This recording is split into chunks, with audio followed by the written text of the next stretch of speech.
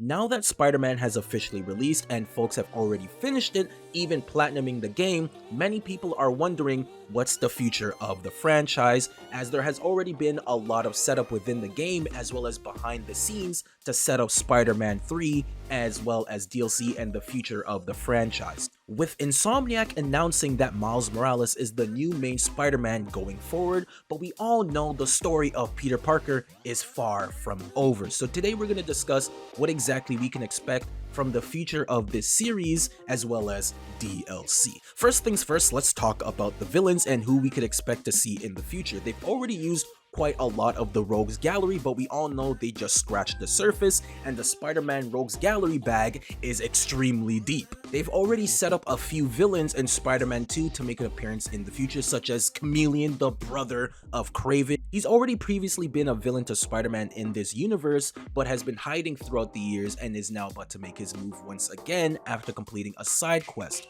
He's an awesome villain that has the ability to look like anyone else, but he's not a big enough name to be the main villain of a game, but he could be for DLC, especially if he's the brother of Kraven. That would connect the Kraven story in Spider-Man 2, and honestly, I think that would make a lot of sense. But another character that is definitely big enough to star in his own game is Carnage. After doing the Flame side quest with the help of Wraith/Yuri, you track down this man that is running a cult that likes to burn folks like they're Kane from 2003, but also this guy is talking about a Crimson Hour and summoning demons, who ends up stealing a symbiote, and it turns out this man is indeed Cletus Cassidy, or that's one of the names that he uses throughout his career. And so it's obvious that Carnage is going to be one of the big bads of the series. A lot of folks think he could be a Venom villain for the spin-off game, although that would be cool, and he is fighting Venom a lot. He's always been a Spider-Man villain, and obviously the big thing about him is that Venom, a former villain of Spider-Man, has to team up with his enemy to take down someone that's a much larger threat. So hopefully Carnage could be a main villain of either the DLC or Spider-Man 3. And it makes a lot more sense for him to be Peter's villain, as it's his fault that he was able to escape, as Wraith kept mentioning that they have to kill him, he can't survive, he's too dangerous. So this would be a mistake that will forever haunt Peter because of the absolute carnage that will unfold further in the future. But Carnage isn't the only symbiote that's being hinted in this universe, as Null the symbiote god seems to exist in this franchise.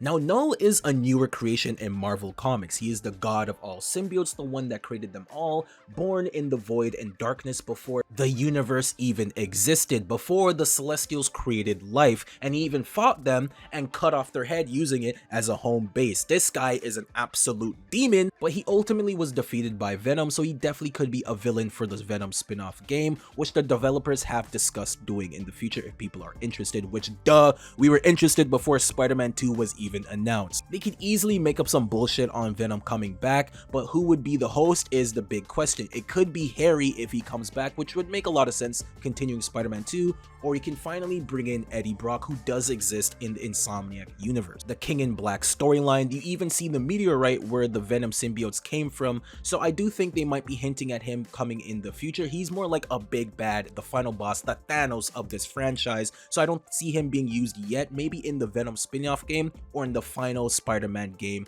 that ends it all. But let's talk about the one villain that's being hinted at since the very beginning.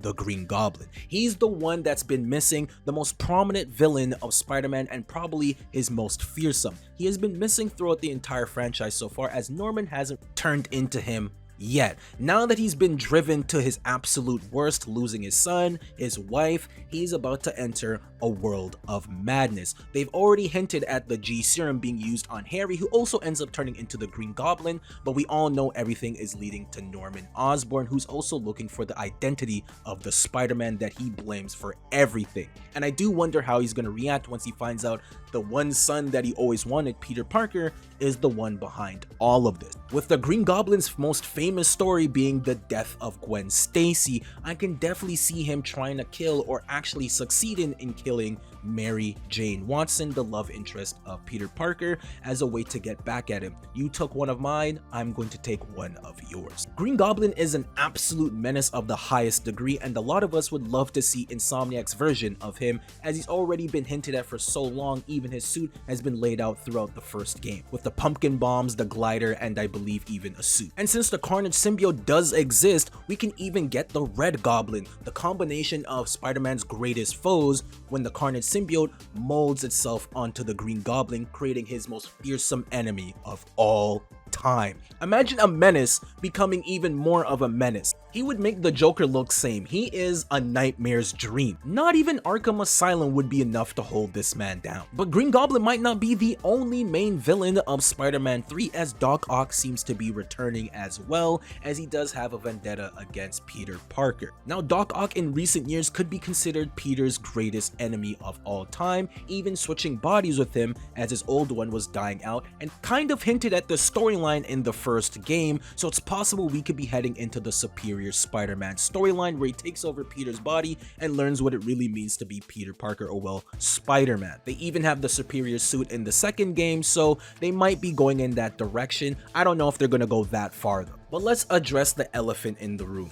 Miles Morales is now officially the main Spider-Man of Insomniac's universe. Now, we all know Peter's story isn't finished just yet, but I think we all know where exactly this story is heading to, and that is, of course, the death of Peter Parker. This is an integral part in Miles' story and has always been consistent throughout every iteration of his character. Peter dies and Miles takes up the mantle and becomes the new Spider-Man and learns what it really means to be a hero. It could be in Spider-Man 3 where Peter finally dies and Miles officially takes up the mantle and becomes the one and only Spider-Man. For now, as Miles' most notorious story, and was even hinted in Spider-Man 2, the Spider-Verse seems to be up next for the franchise, even introducing Cindy Moon, which probably went over a lot of people's heads because she's not that well known, but she's very popular, as she was introduced, I think, in 2014, 2015. She is a part of the Spider Totems, the one that connects all the Spider-Mans throughout the universe. I don't really know too much about her, besides her always having sex with Peter Parker, but she's a pretty cool superhero. And if you do the side mission where you collect all the Spider Bots, it's revealed that the Spider-Verse is definitely being hinted, with Miguel on the hunt and doing something somewhere. The devs have already hinted at the next game being like their Endgame and Infinity War event for Spider-Man, and I think what better way to end the series with a bang than none other than the Spider-Verse game, with maybe even Green Goblin or Doc Ock being the main villains heading everything. Maybe instead of wearing different alternate suits, it's literally different Spider-Man and you're switching between the characters. Not like the way Miles and Peter are, but like you switch the costume but you end up being a different Spider-Man, like you wear the 2099 suit and you're actually Miguel now. That'd be pretty crazy. I don't know if they go that far, but that'd be awesome. But anyways, that's about it. Let me know in the comments what you guys think. What do you expect from the future of the Spider-Man series? There's still so much more to unpack that I haven't even addressed, and we've only yet scratched the surface of the Spider-Man.